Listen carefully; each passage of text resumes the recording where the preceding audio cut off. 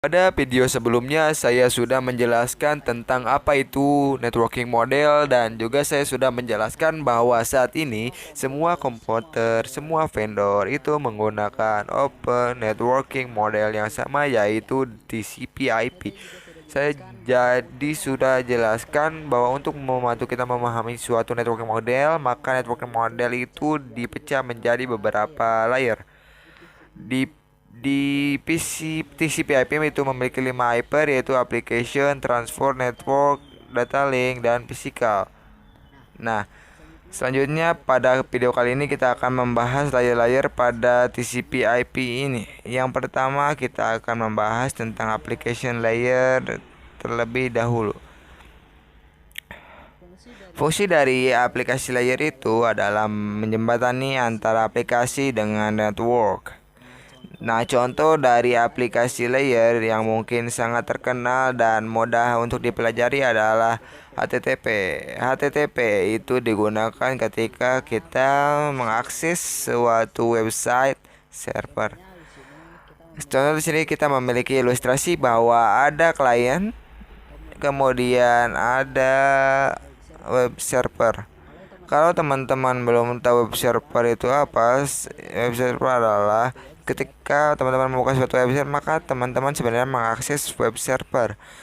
Jadi contohnya misal teman-teman mengakses facebook.com atau youtube.com, google.com, dan lain-lain. Nah, itu semua adalah contoh dari HTTP ini, yaitu dari data teman-teman sebagai teman mengakses ke web server itu web Facebook, YouTube, Google, dan lain-lain. Nah, kembali lagi ke sini. Contohnya di sini kita melihat bahwa dari klien itu request ke website.com.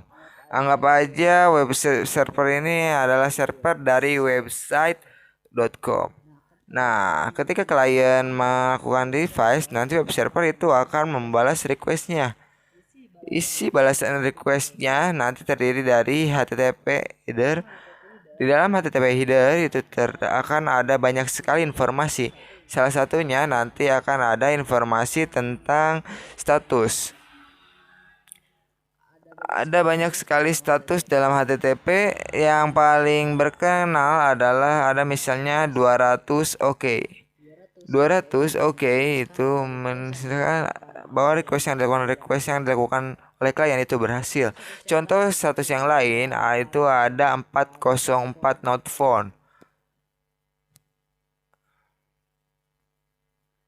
Nah, 404 not found ini terjadi ketika klien melakukan request ke URL yang tidak ditemukan.